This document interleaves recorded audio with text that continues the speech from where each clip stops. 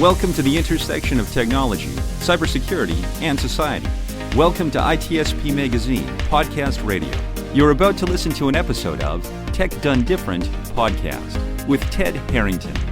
Do you follow the pack or challenge the status quo?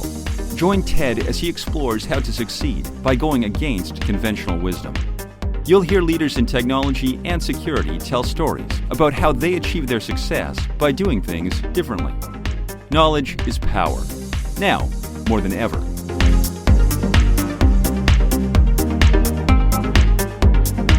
Welcome everybody to a very special episode of Tech Done Different.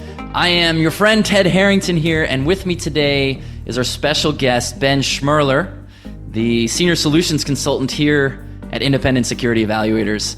And Ben, we're about to announce, is going to join me as a host moving forward on Tech Done Different. Ben, I am psyched to have you on the episode and to do this with you. Yeah, Ted, thanks for having me. I'm really excited to get started with the podcast and share my thoughts and insights and talk to some amazing people. Awesome, man. Well, I figure what we do today for our audience is sort of give them an opportunity to get to know you a little bit. And then as we go forward, maybe they won't wonder who this Ben guy is that has just showed up out of the blue. Yeah, who's the Ben guy with the weird name? Yeah, I did have to practice saying your name a few times. It's easy once you practice it, actually. But yeah, it's totally easy, but it's my life story, so.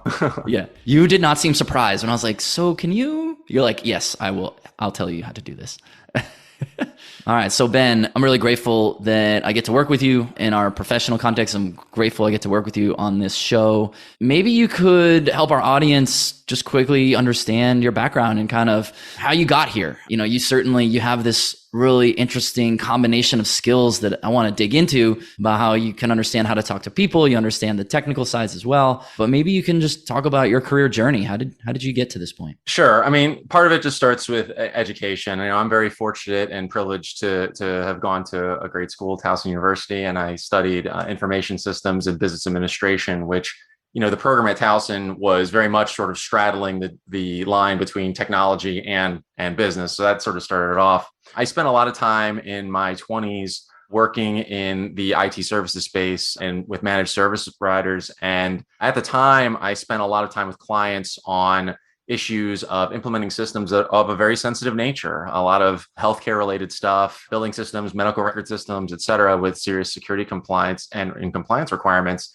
And what I learned over time, it wasn't an overnight thing, was that a lot of the people in the decision-making space, managers, CEOs, CFOs, CISOs, doesn't really matter, don't really have all of the answers, just like I don't have all of the answers. And it's really important to, you know, more than being a technology expert, is to be a really excellent communicator and learn how to empathize with people and ask the right questions, figure out why they're doing things. The technology sort of solves itself once you get to the heart of what people are looking for. And I want to say, I'm still working on it. It's always a work in progress, but over my career, that's been my focus, is to try and become a better listener, a better communicator with clients, and sort of bring my expertise to the table where I learned that. Well, that is exactly what makes an excellent podcast host. So we're off to a good start. So let's talk about that, because you made that sound very easy. That is, in fact, extraordinarily difficult. So how does one, in your experience anyway, I know you're not like necessarily some leading institutional expert on listening, but in your experience, how does one become a better listener? It depends on who you're talking to. Some people are very easy to get what you need to hear out of them. They're very interested in talking. Most people are generally interested in talking about themselves. And so it's really important just to be able to come to the table with a lot of questions. You know, why are we even here in the first place? What are your goals? What do you care about as a human being? What do you care about in life? What stresses you out? You know, you can already hear that much of these questions have a lot less to do with numbers on a paper or bits and bytes. It's more about how people feel. And usually when you start getting to what people actually care about inside, they'll just tell you what they want to accomplish. It's really important to develop trust. And I'm really fortunate to have worked with a number of individuals over my career who sort of allowed me to start sort of as this basic guy who sort of knew a little bit about technology and sort of become a much more trusted advisor and really try and be a friend to people who have these challenges. And when you operate that way, it's really not that hard to get what you want out of them, but you have to develop that trust first. Yeah. I witnessed something very interesting when we were all at DEF CON a few weeks ago, and a lot of people really stress out about that sort of networking aspect, right? And it's like, well, how do I, talk to the person and get wherever I want to hopefully go in the conversation? And you were so serene and just calm about it because you knew what to do, which was just be interested in that person and ask about them. And, eventually they'll ask about you, but that's not the priority. Where did you learn that? That was a really cool thing that I saw. It was exactly what I think is the way that anyone should approach a conversation. But how did you learn that? Part of his experience. At the start of my career, I think I felt like, and I guess it's just like a immaturity thing, if you want to put it that way. I had a lot to help my clients with. There's a lot I could do, almost so much knowledge I have. There's so much I can tell and teach and do. And then I found that when I would go to people and talk to them about how great I was or how great my company was, sometimes you were successful. Sometimes people would operate that way, but a lot of people were just checked out. They had something else that they had in mind. There's a few aspects to this. One aspect is I operate the best when I'm relaxed and feeling good about things and not too stressed out and tight. And I had to learn how to foster that in myself. But another part of it was sort of stepping back and saying, people have to be calm around me. I have to present a personality where people feel comfortable sharing with me, almost like a therapist, if that makes sense, where people are coming to you to try and share what might be sensitive information, and they have to feel good about that. And then there's also the perspective. I mean, I had to have talked to thousands and thousands of people over the course of my career. It's probably not going to shock you, Ted, that not every conversation went perfectly. I am shocked. Yeah, it wasn't like I nailed it every time. So, to having the perspective to say, you know what, the stakes aren't that high here. Just have the chat.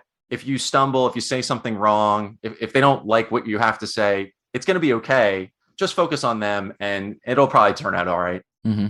Yeah. And what you certainly are doing every day is asking people to talk about scary stuff, right? Like, well, tell me about a system. Tell me how it works. Tell me what you're concerned about. Like, let's explore where it might be vulnerable, things like that. And as a security consultant, the goal is to help people get better, but to help them get better, we have to find where the problems are. So what do you think are those keys to getting people to feel comfortable? I mean, you've already talked about some of the ideas, right? Which is be interested and ask some questions and stuff, but is it that simple? Like, does someone feel comfortable as soon as someone starts asking them questions, or is there something else we need to be doing? I just try to be natural.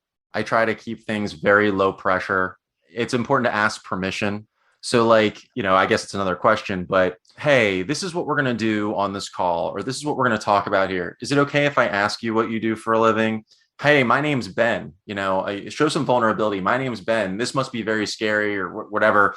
Try and do whatever you can to show that you understand where this other person is coming from emotionally. They still might not respond to it. I mean, they might still be closed off. I mean, these things don't work every time. It's not, and this isn't like a mind game or something. It's just me trying to relate to people. I try just not to overcomplicate it. I really think that's where the experience part comes in. It's best to take an approach when you're going to have a conversation to just dive right in and be confident in your abilities, be confident in the things you know about, but don't go in with some kind of bias that somehow you're going to be amazing or you're just going to solve every problem right there and then. It's unrealistic and nobody buys it either. I mean, when people try and oversell themselves as something that they're not, people catch on to that. Yeah, it's interesting as I think about, you have many skills, but these two strengths we've sort of keyed in on in our conversation right now are this ability to relate to people, which is a big reason why I wanted you to come join me as a host on this show, because you know how to do that. But then also the ability to understand the technical details of what someone might be talking about. And that's pretty rare, right? And usually people are one or the other. They're good with people or they're good with systems. And it's kind of uncommon that people are good at both. So we've just talked quite a bit about how a person can be better at relating to people. So let's maybe look at it the other way now. How does one develop the ability to understand the tech? So like, we're now speaking to people who are good at interpersonal skills, interpersonal communication, but maybe they don't yet understand how to speak about tech as well as natively. How did you do that? What's the advice to someone who wants to get better at that? I usually try and break things down into simple parts, use analogies, relate to things that people already understand. One of the fortunate things about technology and security in general is that you can analogize something to things that people already get. cars, the mail, dealing with traffic on the highway, somebody stealing something from somewhere else. If you want to talk about things like packet interception or something like that, you can even things like encryption, difficult concepts that most people don't really understand what encryption is. But if I just said, hey, I'm going to create a language that only you and I know, all of a sudden we've created a way to understand encryption in a simple way. I try and focus there. And then I also try and keep it away from the extraneous. So a lot of technical people have really important messages to give. And instead of distilling it to why it's important or the big points, they want to get into every last detail. Well, unfortunately, the reality is that aside from engineers, most people don't need to know the fine details of things, including the technology experts. That's, for me, what I always say is I write things down so I don't have to remember all these details. I try to approach it that way. Keep it simple. Don't overcomplicate things. Make sure you ask questions as you go along the way too. You're about to explain a concept to somebody, maybe a minute or two in, does this concept make sense to you? Does this relate to what you're experiencing? And hopefully go from there. It doesn't always work. Again, you may not even be speaking to the right people. I mean, that's another thing you'll find out. Once you start learning how to talk tech with people, you'll find out when you're talking to the wrong people who don't necessarily need to be having that specific kind of conversation. So you've just described how we can convey technical topics to someone else in a way that are understandable and relatable, and that's really powerful. What about the opposite of that, right? Where you're talking to somebody and they're like, we're working on this new thing, and they just word vomit a whole bunch of technical jargon. How does one who's on the receiving end of that, I think everyone listening to the show has been in that situation at some point where they're like, what is this person talking about? But they seem so confident that like everyone knows what this acronym and this jargon means and how these pieces fit together. How should we deal with that? How do we have that conversation where there's maybe a little bit of a disparity on the depth of expertise on a particular technical topic? And how do we like normalize it so that we can get that technical person to our level and bring ourselves to their level? It's important to establish expectations first up front. If I'm sitting on the line, I'm not a developer. I've done some coding stuff in the past, but that's not what I do day to day now. And it's really important for when I'm having these conversations first to say, look, this is what we're having the conversation about. This is what we're going to be talking about in the first place. If we start getting into these details that we're just never going to relate to, then we're just being counterproductive. The other thing is it's got to be okay to be vulnerable once in a while and ask the right questions. I understand that what you just said means this, but what was that other part you mentioned? I'm afraid I don't understand. I'm not familiar with it. I think a lot of times people are afraid to show that kind of vulnerability. They feel like they have to, maybe pretend or put on a face to know everything at once. Usually when I get the word vomit guy who comes to me and they spill a million things, I usually let them talk for a while and I just let them lay everything out. And I write a lot of notes. And I try and put little question marks by the things that maybe I've never heard of before or don't understand. Sometimes they're industry specific things. They'll bring up an acronym that I wouldn't understand in the first place because it has to do with the industry they're in and not the technology I work on. I let them say everything that they want to say, and I'll just say, hey, listen, I have a few questions for you. Can you help me out here? I'm also not afraid to say, sometimes, hey, this specific thing, we need to get into more detail on this, but I'm afraid I'm not the person with the expertise. Let me bring my colleague in or this partner in, somebody who I really feel is a suitable person to answer that question or get a better point across. Because the truth is that one way anybody, doesn't matter what business or what you do, can provide value is not necessarily having the answers to all the questions or knowing everything, but knowing how to deliver that solution to somebody, getting the right parties involved, the right people involved, so that ultimately you're solving the goal of the, why we're even talking in the first place. Got it. That's fascinating. Yeah. So you're describing being uncomfortable with not knowing at a certain extent and being comfortable asking questions. And it's really fascinating hearing you describe it, because when we simplify it like that, that sounds so straightforward and obvious. Like, oh, you don't know something? Ask a question. But all too often, right, we find ourselves in those situations where we're like, well, I guess I'm supposed to know that. So I'm not going to say something because I might embarrass myself. I think that moment probably has happened to every single person listening to this, or almost every person. How do we differentiate between the things where we're like, that sounds like something I should know, versus that sounds like something that I shouldn't necessarily need to know? It's going to be hard to know everything, first of all. So even if it's in an industry or a type of subject that you quote unquote should know, maybe if you're having a good discussion with somebody for the first time, it's okay to point out the parts where you've shown clear competency and understanding. versus maybe that sliver that you don't. And then it's not necessarily showing that you're not getting it, but that there's this particular detail that you need to get honed in on a little bit more. As far as other approaches, I try to make it a point myself to learn up on things that even aren't necessarily my day-to-day. So, again, I'm not a pen tester myself. I'm not the one doing coding all the time and things like that. But I take the time to read some of the reports, to go in and read the news or find out what my analysts are working on or what the PMs are doing and such, because the truth is that it'll give you a sort of a broader level of understanding and more knowledge, that when these things come around, you at least have some kind of cursory knowledge. It's kind of a lost cause to try and be an expert at everything. It's more like, how can I be knowledgeable enough about enough things and then wise enough to know when I need to do research and how to get that information without actually telling somebody something completely wrong and putting them in the wrong direction, because that's the worst thing you could do. Yeah.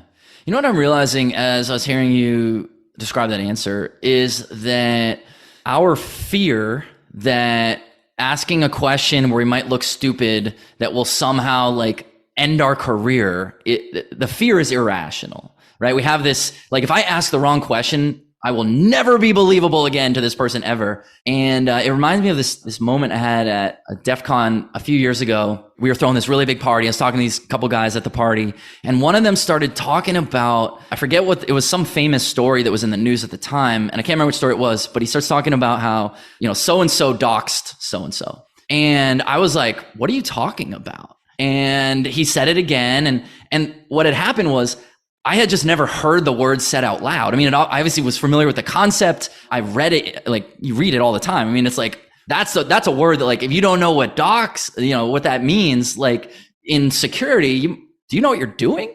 But what was really interesting that I can look back on that moment. So here's this, I asked this question that should legitimately question whether or not I know what the hell I'm talking about. And it was just because I didn't understand what the word was that he was saying. Like, I just had never heard it out loud and only ever read it.